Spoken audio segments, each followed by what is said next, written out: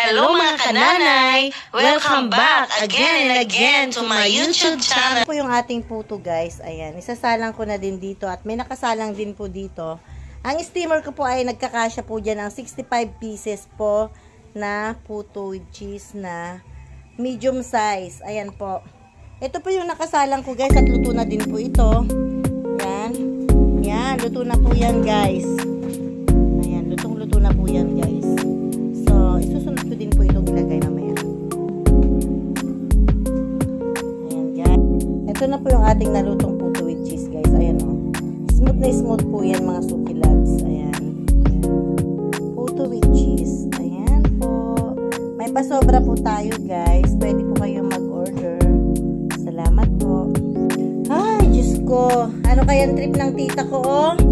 2 rice cooker ang sinaingan niya. Diyos ko, ano kayang handaan ang meron kami? Ala! Ang daming sinaing na kanin. Ayan, oh. Grabe naman magsaing, oh. Isang kalderong malaki na rice cooker. Tsaka isa dito. Ayun. Sino kaya mga bisita na darating?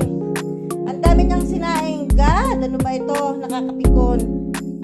Ito na po ang ating pa-order. Ayan. Ready to deliver na po guys. Salamat po, Mami. Thank you, Mami, po sa order. Happy birthday.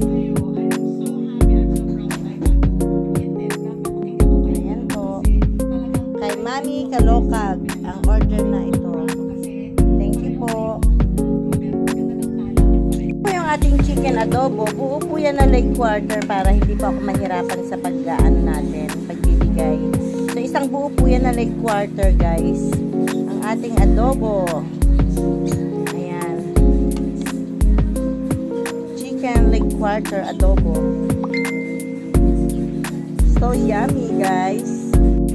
Ito po yung ating lumpiang toge. Ayan po, guys. Mag-order na po kayo. Lumpiang toge for only 10 pesos. Ito na lang po yung lumpiang toge natin. Last na po yan.